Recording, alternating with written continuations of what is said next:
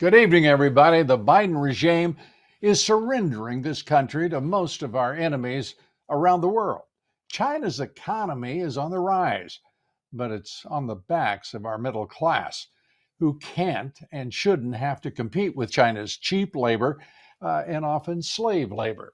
And despite throwing billions at the Ukraine war, Russia is seizing opportunities to capitalize on U.S. weakness and vulnerability. The military has suffered another humiliating withdrawal at the hands of their commander-in-chief, Joe Biden. That's strongly put, isn't it? That title, it makes him sound so much taller than he is, so much stronger, so much brighter. Unfortunately, the title is misplaced. U.S. troops were pulled out of Niger, which had experienced a military coup, a takeover. And the air base where U.S. troops, that's right, we had a base in Niger, folks, at 1,000 troops stationed there. And that base is now crawling with Russian troops. The United States has spent hundreds of millions of dollars on anti-terrorism operations in Niger. One example, a drone base that the United States started there and built in 2018. And once again, Biden is abandoning that mission and our troops.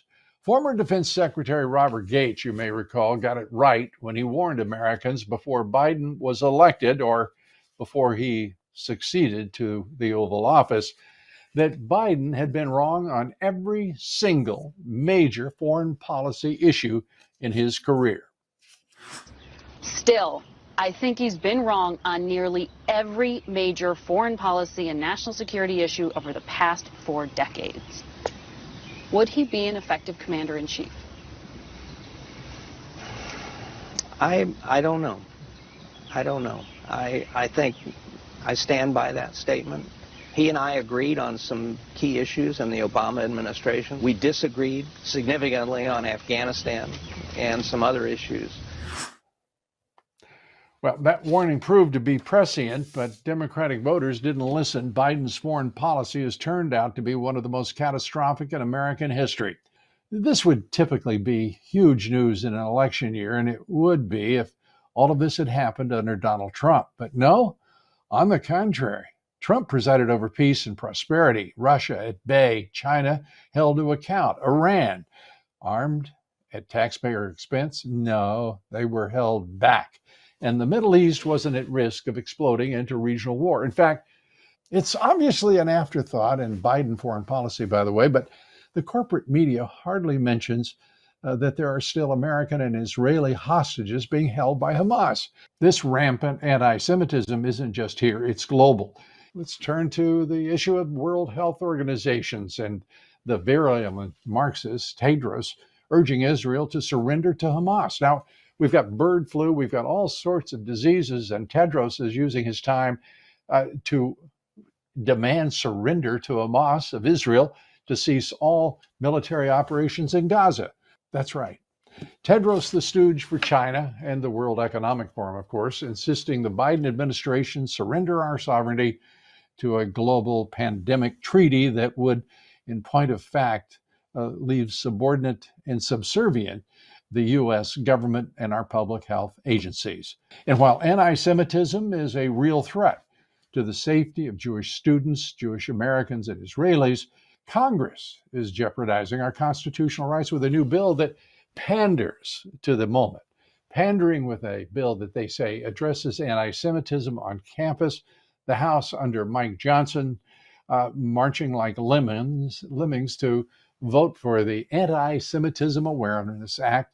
And it states that, quote, "The fight against anti-Semitic hate is a national bipartisan priority that must be successfully conducted through a whole of government and society approach."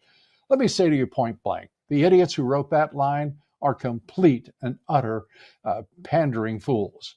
As we saw with the COVID pandemic, fighting a virus was used as an excuse to silence millions of us, silencing Americans while the good old government was pushing misinformation, disinformation, lying to us all. House Judiciary Committee Jim Jordan recently grilled Biden's censorship czar, Rob Flaherty, in a hearing on this very issue. When the Biden administration told the American people that the vaccinated couldn't get the virus, was it misinformation or disinformation? Congressman, again, we were communicating the best medical research that we had at the time on behalf of a group of some of the best doctors in the world in Atlanta and Bethesda. When the Biden administration told the American people that the virus didn't come from a lab, was that misinformation or disinformation? Congressman, again, I can't speak to discussions that were had on that topic. It's been a couple of years, but again, generally. The White House put pressure on us to censor the lab leak theory. This was something the White House cared about, so much so that Facebook was having, the top people at Facebook were having a group discussion on it. So I'm just asking, when they said that, was that misinformation or disinformation? Congressman, I can't recall the specific example. And as digital censorship expert Mike Benz points out, there were at least 10, what he calls 10 flaming examples of times that Facebook, YouTube, and Amazon explicitly said they only passed censorship policies because they were threatened by the Biden government, end quote. Batya Ungar-Sargon is the opinion editor for Newsweek. She is a strong conservative thinker, but most importantly, she is a very good thinker, and she's our guest here this evening to take up what is this complex and violent and for some, for many, a very frightening moment in this country's history. Batya, great to have you with us here. I want to start with this. The House of Representatives hasn't held hearings about anti-Semitism. They haven't held hearings about violence on campuses. They haven't held hearings about tenured indoctrinating professors at the expense of taxpayers in most cases, and administrators who are gutless and simply bereft of any obvious managerial skills. You're thinking about what we're witnessing. Thank you so much for having me. It's really an honor to be here with you, sir. To me, this moment, what we're seeing with anti-Semitism and the anti-Israel protesters is a symptom of a much bigger problem in America, which is the class divide. So it's not just that Jewish students are being discriminated against by their fellow students who have been indoctrinated by their actual professors. I mean, that would be bad enough. But the problem is much deeper than that. It's that we have narrowed the pathway to the American dream to the people who get credentials from these godless anti-America, anti-Semitic institutions, right? You know, it would be one thing if you had a private institution that had terrible professors and a terrible education, and they were, you know, taking money from private individuals, teaching them nothing and sending them out into the world where they had to compete in a real free market with people who had not had such indoctrination. That is not what America is today. What America is today is a country whose economy was created by Democrats with the specific purpose of making sure that only people who get indoctrinated into this anti-American, anti-Semitic worldview will be able to achieve the American dream. And that is the real outrage here. It's that the universities have become the only way to achieve political power and economic power in this country, while the American working class, which would never allow anti-Semitism to get a real foothold in this country, are struggling. That's what this moment is to me. About 70% of the country, in poll after poll, varying by 5 or 6 points either way, saying they're living paycheck to paycheck. We're looking at runaway inflation. It's starting to, it seems, to ebb just a bit in the most recent numbers, but we'll see. And we have an economy that's slowing. It's not going to improve. And already we have people living paycheck to paycheck, and many of them, obviously, in the middle class, working men and women and their families, the bastion of the middle class, where the American dream resides, is brightest. And as you say, to think that we're not even having a discussion about any of this. We don't hold congressional hearings on anything that really matters anymore, because that's too awkward for the types who simply want to get reelected. They don't want to get, they don't want to fail to triangulate themselves out of position to the public, and instead they do nothing and repeatedly do nothing. And then there's a big fight in Washington about, of all people, Mike Johnson, the Speaker of the House. This is a guy who just passed a bill on anti-Semitism that could easily, and I think readily, be interpreted to try to censor the Holy Bible. Your reaction? I didn't like this bill because, to me, this country has always been so good to the Jews. And so the only way to really protect us is to lean into what has always made this country great, things like the First Amendment. And so I just don't like to see Congress meddling or passing bills that have even the suggestion of being able to, limit free speech in any way. About the Bible, I think that the way that has been seen by people, I think, is maybe a little bit overstated, right? The bill would not say that you would fall afoul of discrimination law if you correctly read from the Bible. If you, however, blame all Jews for the death of Jesus, right, that would fall afoul of these anti-discrimination laws. But I just don't think this is necessary. Whoa! Wait! You just said that that it would fall afoul of the U.S. discrimination laws? The passage in the Yes. Bible? No. I'm saying if somebody misinterpreted the Bible to suggest that all Jews were responsible for killing But you know Jesus, what? right? But to your point earlier, much of the misinterpretation, misunderstandings, distortions, consciously, all are protected by the First Yes. Amendment of this country. And we're the only country that says you have free speech and means it. I mean, look what happened to the great United Kingdom. There's no free speech there. Go to Canada. Try free speech in Canada, for crying out loud. It's an authoritarian regime managed by a fellow who's as mentally, in my opinion, impaired as Joe Biden. Uh, what in the world are we thinking when we start even having discussions about gradations of constitutional rights? Uh, that's for the elites to get away from, and for us to make certain that we are preserving it. Your reaction to what I just said? I guess what I would say is, the First Amendment protects us from reprisals from the government. And on that, I'm totally with you. There is no, hate speech carve out in the First Amendment, 100%. The question here is when a student attends a university that gets taxpayer funding, right? If that student Right. starts saying every white student should be killed, right? Should they be allowed to continue to attend a university while walking into a classroom and saying every white student should die, right? Or should, the Department of Education have something like Title VI as recourse to say, listen, you cannot talk that way about your fellow students if you are attending a university that gets taxpayer funding. I think that's really the question here. Is what, rather than the government showing up and punishing that student, should the university itself have a ruling to say, look, this is against our ruling and against our codes? Yeah, I think, and also they should encourage more free speech. That is, Yeah. where in the world are the students? And by the way, I'm glad to see so many Jewish students now walking up to the encampments and demonstrating. And I'd like to see those who are not Jewish and who are not pro-Hamas walking up and start talking about this country and about the rights we have and how we're not going to put up with nonsense. Our country right now is the victim of its tolerance, not its intolerance. And people have to get used to that reality and react accordingly, in my judgment. Bacha, it's great of you to be with us. Thanks for joining us. I hope you'll come back soon and we'll continue this.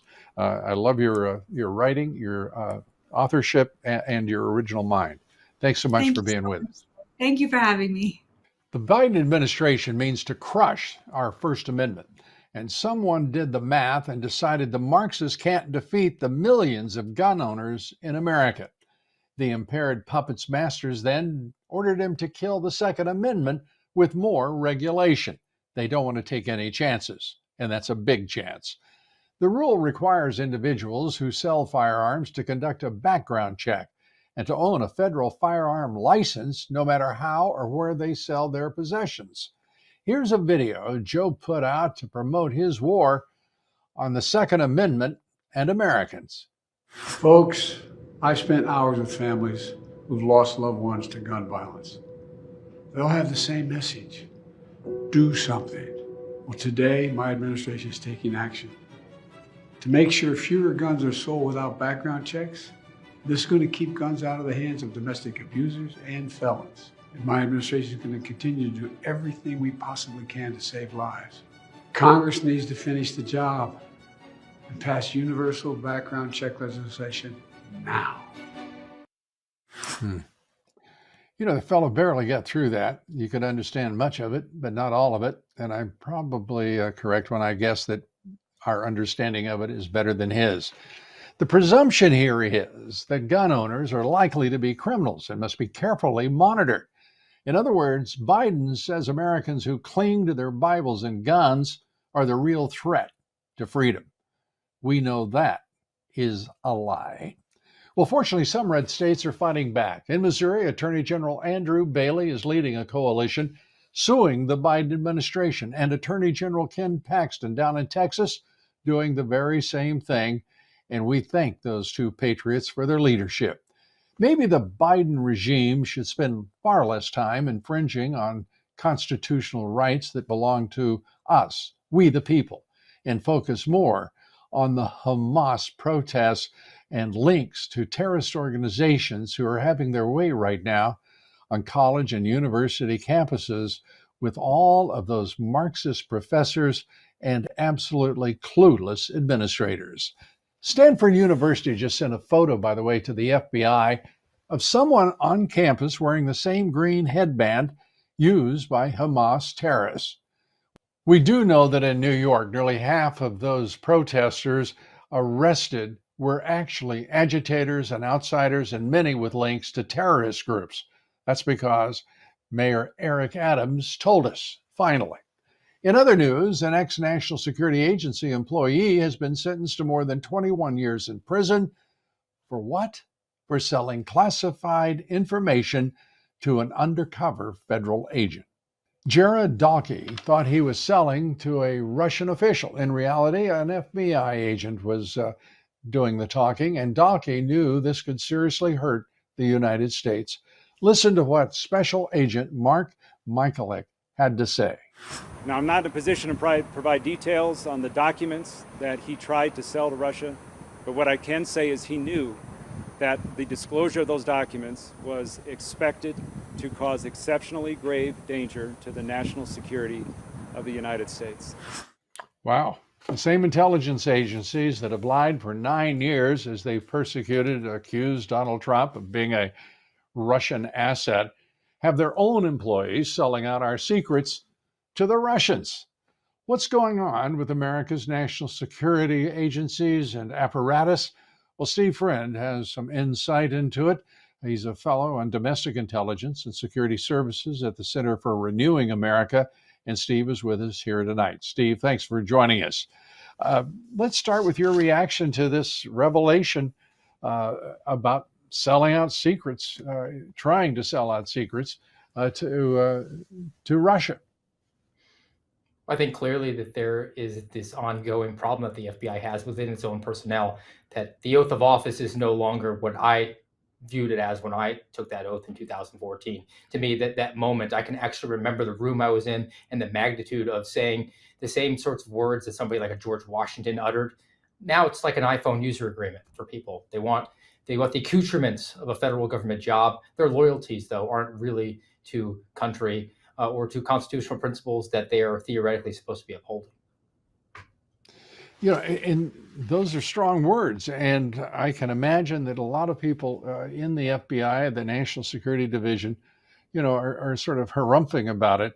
But the reality is, how many FBI agents, how many employees of the FBI, the Department of Justice, have stepped forward to corroborate what we already know from other whistleblowers about what is going on in what was once an esteemed Department of Justice and an FBI that had a glorious reputation and past. We have nothing approaching that right now.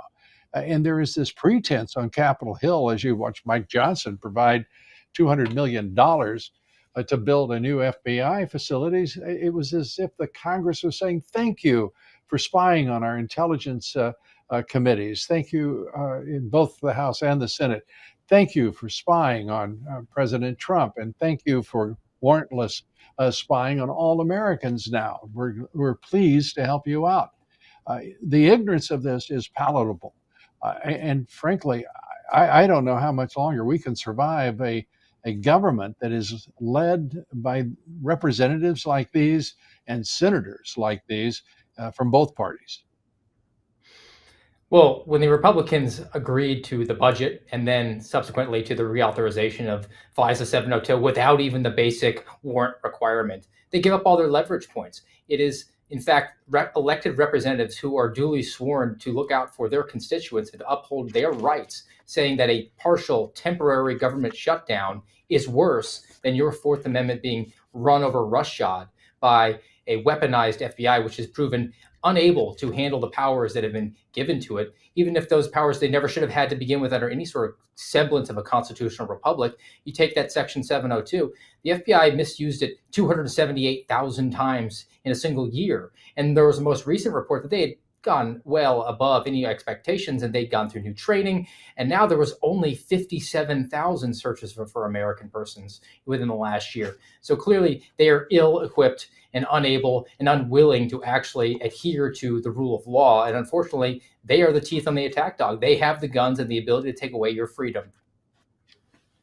Well, and they do.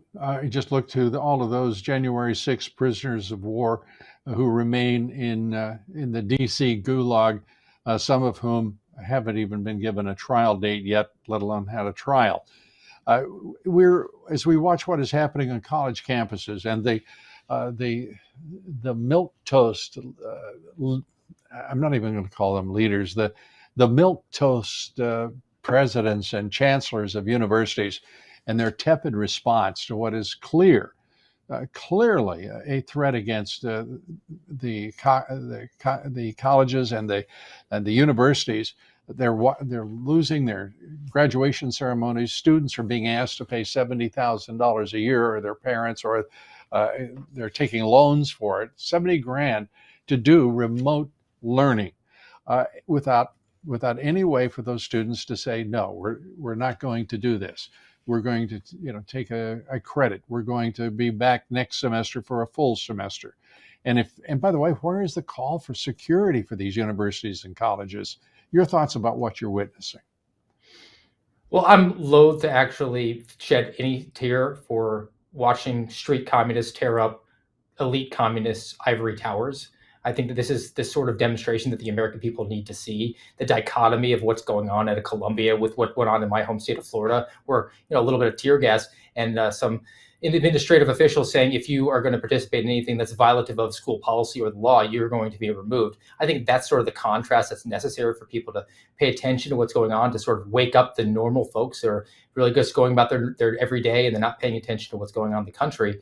I think that there's an enormous opportunity here, though, that we should investigate who is spurring and who is motivating these sorts of movements. It's not the students. You can just see the simple arrest figures. Most of the people are not students.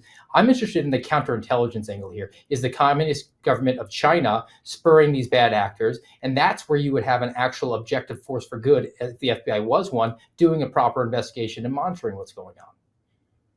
Right. And the wonderful thing about all of this in your cry for an investigation is that Chris Wray, the man who has the power to be conducting that investigation, or at least observation, says the FBI isn't even monitoring these protests and demonstrations and riots and the destruction of school property, and the number of administrators are just sitting on their hands watching, as you say, these Marxist dim indoctrinators who are actually getting tenure as professors at these taxpayer-funded institutions. The private university is one thing, but for taxpayers to be throwing their money at this kind of ignorance is just unbelievable to me. I agree with you. There is certainly an element to that the taxpayers are now going to finance these institutions that have put out nothing but Marxists who are now tearing down their walls. And at the same time, we have to be creating these tripwires if you're actually a responsible FBI, between the intelligentsia, the academia, because they are vulnerable. They're these leverage points that a bad actor like a China or an Iran or a Russia could actually use and to steal our secrets, be they national security related, be they something like farming. When I worked in the Midwest, that was certainly a concern for there.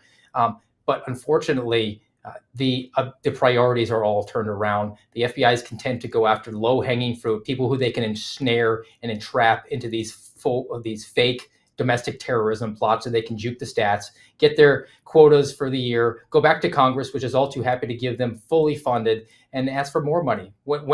Tell me this, Lou, when in history has the FBI ever said, you know what, we're good with the funding that we got last year. Why don't you just actually cut us back? You give us a little bit too much. Let's be good stewards of the American people's taxpayers.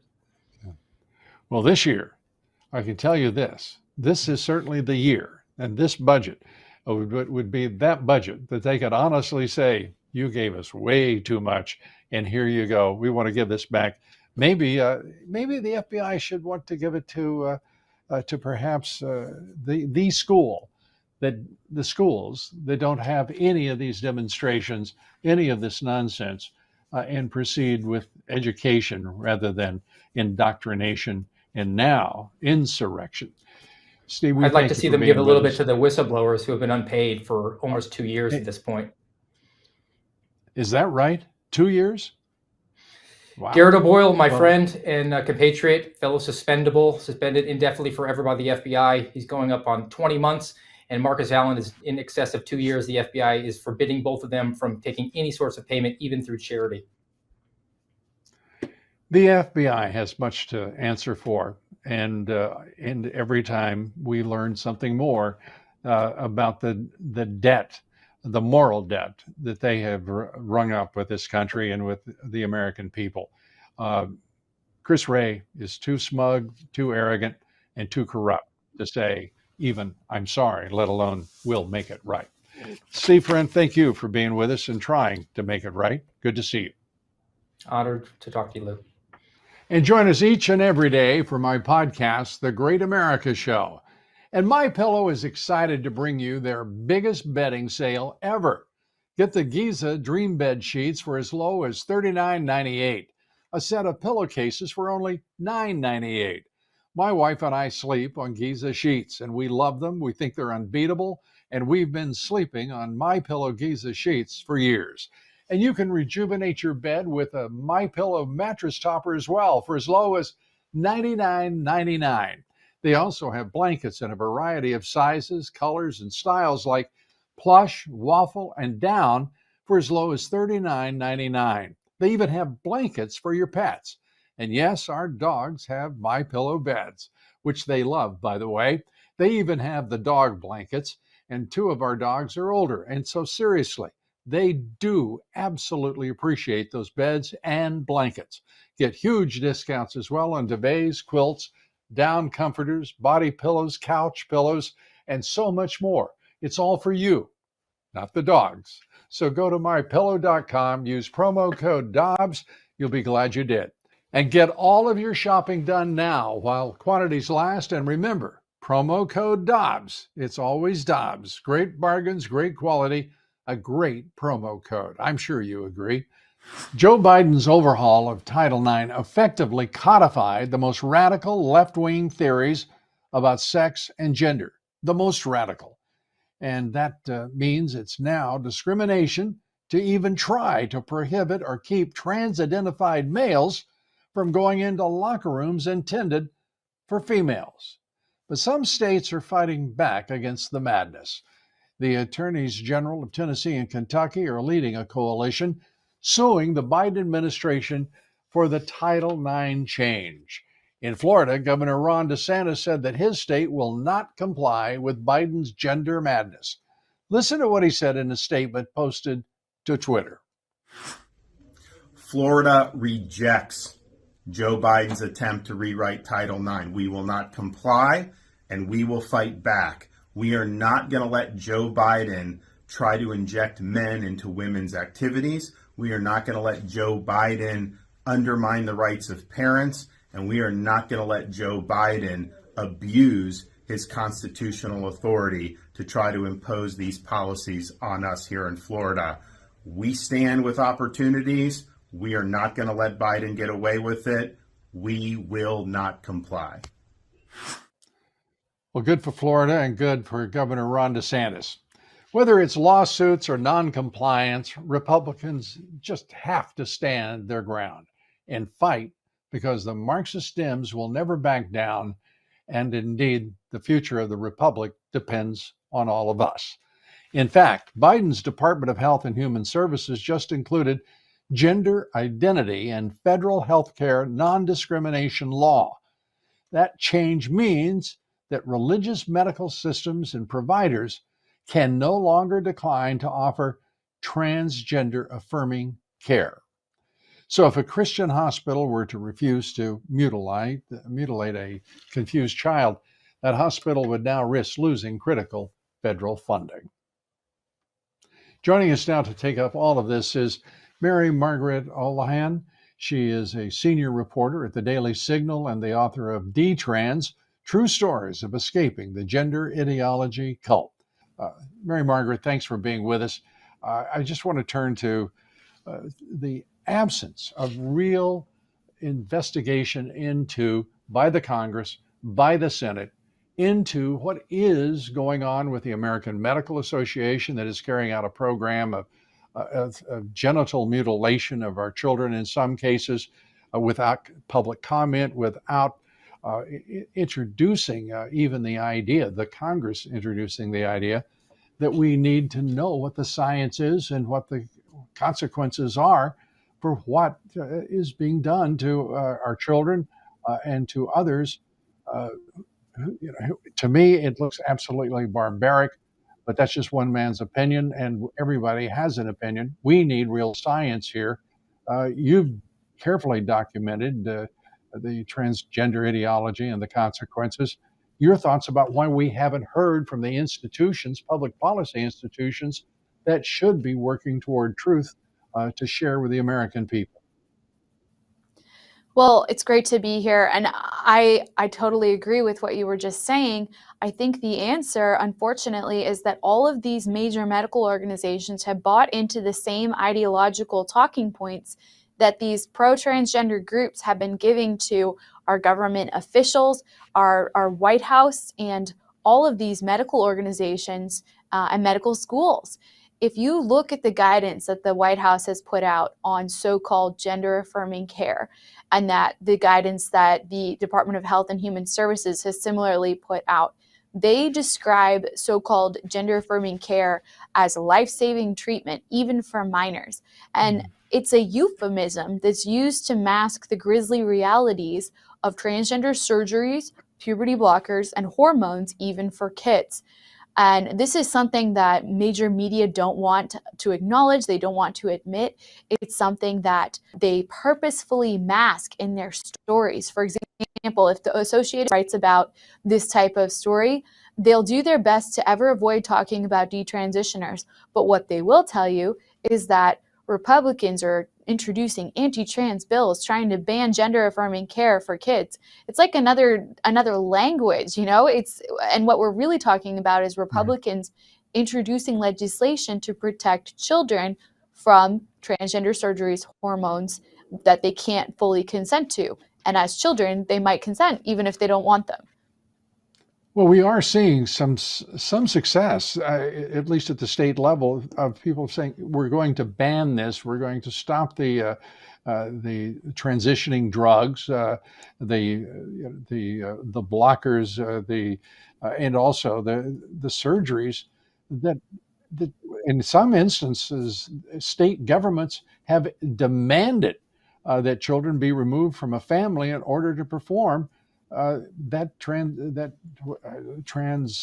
guess the transition surgery is what I'm not sure even what the terminology is, right? Let alone why I am so frustrated to think that the American Bar Association, the American Medical Association, what in the world is the American Psychiatric Association doing here?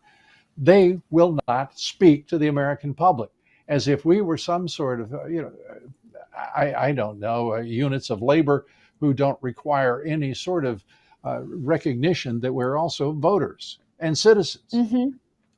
Right. And I think that something that really scares me, and I'm sure many others, is that our medical professionals are being trained now to choose ideology over science.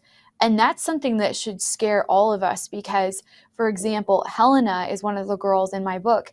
Helena was taking testosterone, which she got from Planned Parenthood as a teenager, which any teenager can do. She started taking testosterone, trying to become a man, and it was messing with her so much, with her mentally. And she had already suffered from severe mental health issues, but it was messing with her brain so much that she ultimately checked herself into a hospital in Chicago. And get this, the doctors that she met with there, instead of looking at her and saying, okay, this is a distressed girl who needs help, obviously she's struggling because she's taking testosterone and she should stop. Instead, they honored her saying, I'm a guy, my pronouns are he, him, and they pretended that she was a man and treated her and her symptoms as if she were a man who needed help with mental distress, ignoring the actual source of the problem, which was testosterone. And I feel like that's really emblematic of what's going on here, choosing ideology and fake things over science and facts. And that's really scary. And that is a sign, I think, that we're headed towards some very worrisome medical times because choosing ideology over science when it comes to our health is very dangerous. It is dangerous, and we saw some considerable example of that in the pandemic when public health officials suddenly decided on the basis of ideology what was the right thing to do, irrespective of whether it was backed by science or later the studies of side effects and consequences from the vaccines themselves. Mary, we thank you for being with us. I want to I'm going to give you the concluding thought here on it. How likely is it that we're going to see public hearings by the United States Congress, their committees, and bring in the psychiatric associations, all of the relevant parts of the American Medical Association, and really get to what is going on in this society? Well, I would like to see that, and I'm sure you would like to see that. I don't know that it's very likely at this point in time. I know there are Republicans in the Congress right now who are very passionate about this issue, actually, such as Speaker Johnson, who's brought Chloe Cole to Washington to speak about her experience on a number of occasions. But we do not see widespread awareness of what is going on. In fact, we see a lot of Democrat lawmakers advocating for more of this type of procedure and surgery for children. And so there is a great need to spread awareness about what gender affirming care actually entails. It is not affirming, it is not care, it is manipulation, and it is ideology. Mary Margaret, thank you for being with us and look forward to our next conversation. Appreciate it. Come back soon. Thank you. The campus violence and ignorance taking place around much of the country on our university and college campuses. Pro-Hamas rioters and Marxist radicals are joining forces in a destructive rampage to show their mutual hatred for the United States of America and, of course, Israel. The deranged thugs have ripped down Old Glory on a number of campuses and hoisted the Palestinian flag instead. These lowlifes need to be expelled. They need to be prosecuted for all of their crimes. And if they're here in the United States on a student visa, they should be deported back to Gaza, where this kind of lawless mob behavior, well, it would be commonplace there and perhaps tolerated, but more likely not. But the way they deal with it will be quite different as well. There's no reason to be surrendering to these radical Islamist wannabes and Marxist wannabes. Look at the pathetic morons as they charge with shields made out of rubber trash cans. They look ridiculous. They are ridiculous. But our colleges keeps giving in to these idiots' demands in following the dicta of their Marxist faculties. It has to stop, folks. These people are losers. They're taking the country in a very bad direction, and the lives of many of these students are being absolutely ruined as a result of their indoctrination and their disrespect for what is America, their home, and by the way, the beacon for all the world still. They don't need to be treated with respect. They need to be treated with the disdain they deserve. They're not children, and they are some ugly, ugly young adults. Fortunately, we still have some patriots left who aren't putting up with it. In New York City, the police putting an end to the campus jihads at Columbia and City College. There, the NYPD rightly restored the Stars and Stripes to its place above it all. But one comic media personality who's bravely taken the fight to the mob, exposing its utter viciousness and evil and stupidity, is Alex Stein. Here he is at the University of Sacramento in the belly of the Marxist beast, giving these delusional radicals a reality check.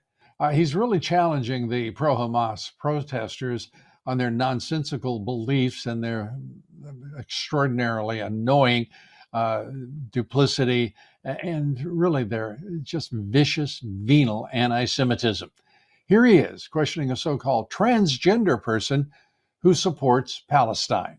But seriously, though, don't you think it's kind of weird being a trans person protesting for Palestine? Doesn't it seem hypocritical? I'm not even hating. I'm celebrating transgenderism. But don't you think that's kind of weird? That they would probably treat you very poorly there? I have to say, I think that was some of the funniest video I've seen.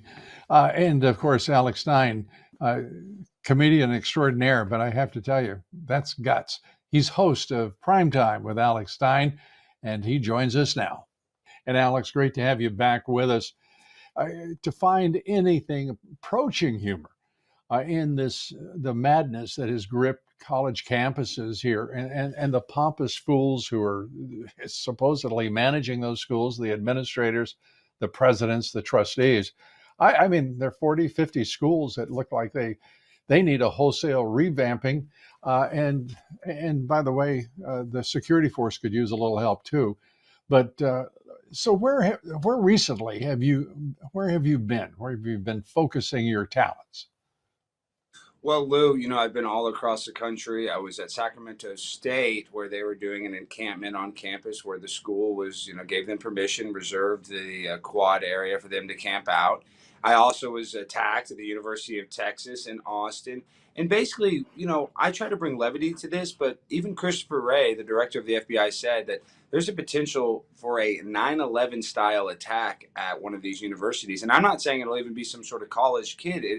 If you saw at the Columbia protest and the UCLA protest, most of the people they arrested were non-students. So when you can just let anybody on a campus and you have a lot of people that are upset, I like to laugh and I like to joke, Lou, but I'm serious. I'm not trying to scare people. Something bad is going to happen at one of these protests, and I hope that's not the case. But these kids are radicalized. They're organized better than any protest that I've ever been to. I've been to all kinds of protests.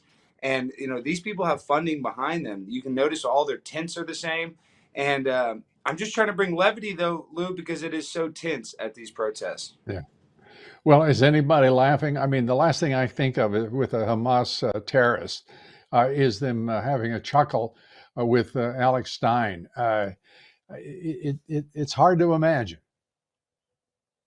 Well, Lou, if you bring up October 7th, like I did at Sacramento State, that is like a trigger word that will just bring out the red in their eyes. And let's be real, Hamas is a terrorist organization. And I actually do agree with the right to protest, but it's getting out of hand now. These protesters, they don't have an end goal.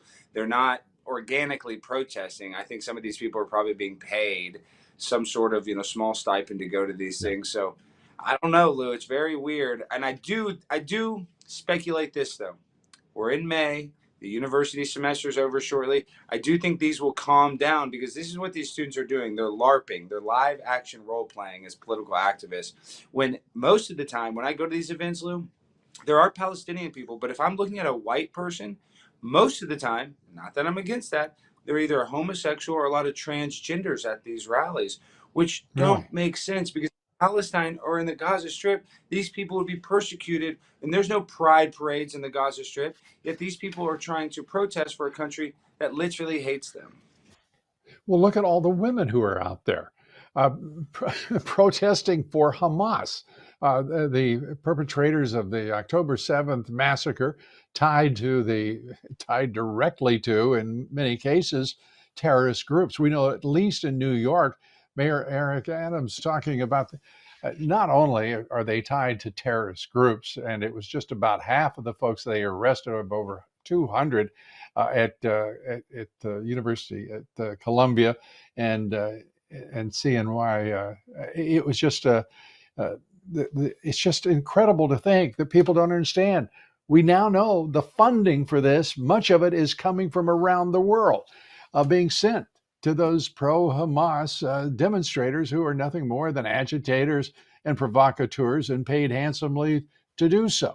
The ignorance of to me, it's just overwhelming to see these mayors, and it took Eric Adams way too long to act. It took Columbia way too long to act. Most of the schools, you were talking about you support the right to protest. Well, it doesn't matter whether you and I support the right to protest.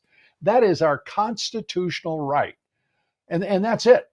End, full stop.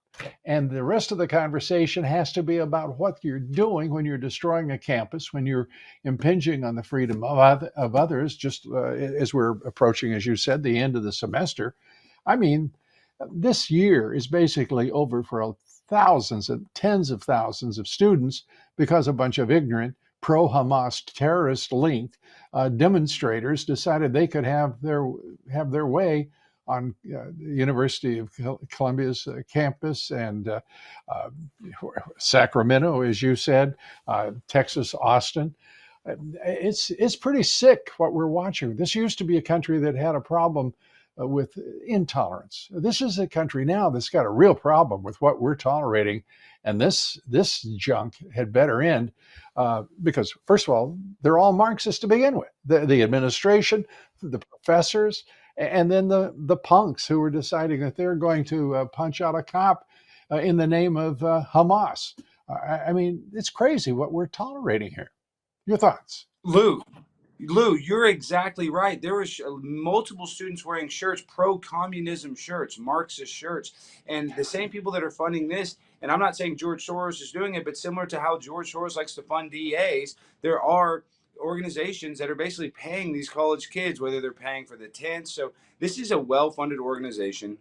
It's not organic, and these kids are basically taking over college campuses, making life hell on earth for all the other students that are there. So, I mean, the Columbia, those scenes from that, I mean, the fighting with the cops, it's absolutely ridiculous. But once again, when it comes to all of these protests, I do think that there's a lot of similarities to the Summer of Love of 2020, and that the people in power want us with each other so that we never ever try to actually go after the politicians or go after the people that are actually causing us to be, so divided. Is there any humor anywhere in all of this other than the utter stupidity, the ignorance of that we're witnessing? I mean, you think about women out promoting Hamas, and Hamas is, would put them at the rear of the procession, and there wouldn't be any discussion about women's rights. They would have none.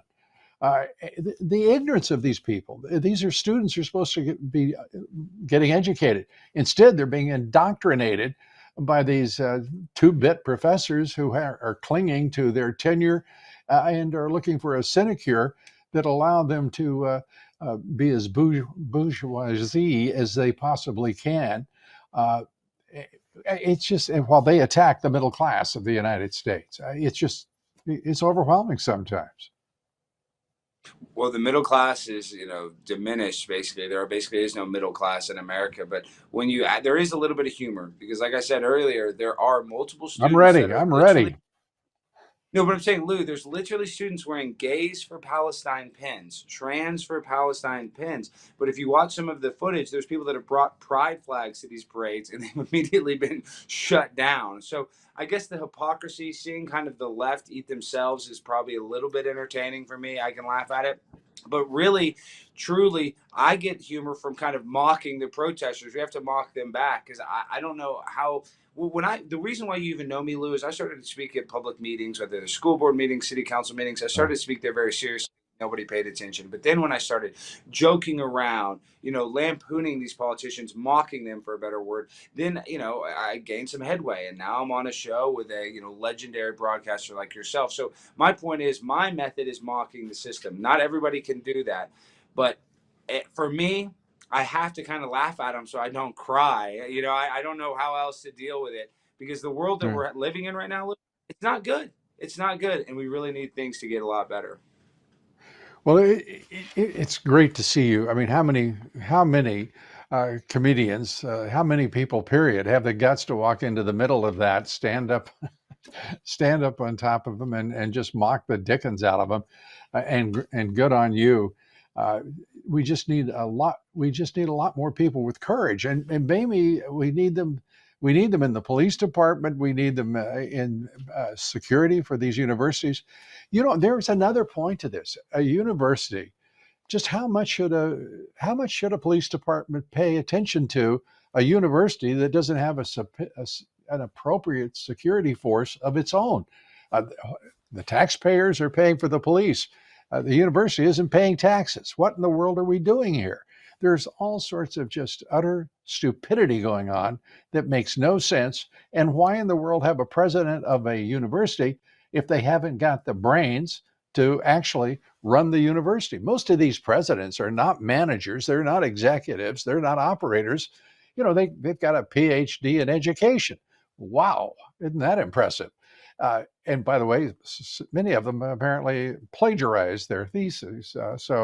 I mean, look at Harvard. I mean, what a ridiculous bunch of buffoons up there. And they're supposed to be the most prestigious university in the country. I don't think in many minds right now. Your concluding thoughts here. Well, Claudine Gay, she did get in trouble. She was the president of Harvard and got in trouble for plagiarizing. So just think about that. The most esteemed school in the entire world, Harvard, is literally being run by people that want to take shortcuts. But Lou, just my overarching point I guess I want to make is that this is an anti-American protest. These are people that want to see America fall. These are the same people that are cheering on actual terrorists. So for me, it's just kind of an indication of, I think there's only going to be more strife and more division coming up to the election. So we just better hope and pray that, these people find some sort of, I guess, better target. Because you know what, one thing, Lou, I want to say, we both agree, everybody at the protests, we don't like Joe Biden. Even they agree that they don't like Joe Biden. So maybe the silver lining is maybe they get rid of Joe Biden. And that, for me, would be a personal victory. Yeah, it would be wonderful. The problem is that we've brought in, we've seen Joe Biden bring in an estimated 15 million illegal aliens, and various Marxist Dem associated organizations, and by the way, even local governments are handing them voter registration cards to make sure they show up on November 5th. I mean, that's what we're looking at here. The joke is on us, and the jokester is a sad sack of a mentally impaired and politically corrupt Joe Biden, who is only doing what his masters tell him. We appreciate it, Alex. You're taking the time to be with us. Appreciate all that you do to bring a little lightness to all of this, and also considerable thought, and you make some pretty important points along the way. We appreciate it. Thanks so much, Alex. All the best. Thank you. And before we go, I want to talk about something really exciting. Mike Lindell invented the original MyPillow, as you know. It had everything you could want in a pillow. And now, nearly 20 years later, Mike's discovered a new technology that makes MyPillow even better. The MyPillow 2.0 has the patented adjustable fill of the original MyPillow, but now it has fabric that's made with temperature regulating thread. The MyPillow 2.0 is the softest, smoothest, and coolest pillow you'll ever own. Right now, MyPillow is offering a buy one, get one free on the MyPillow 2.0 when you go to mypillow.com, use promo code Dobbs, or call 800-977-9152.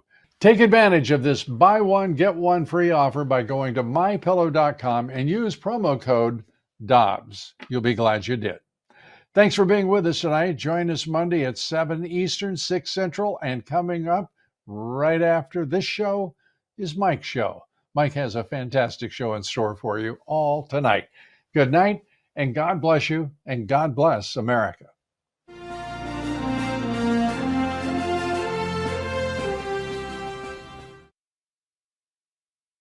Mike Lindell here, and like you, I see our country being destroyed daily. We face massive economic issues, and I can tell you from firsthand experience,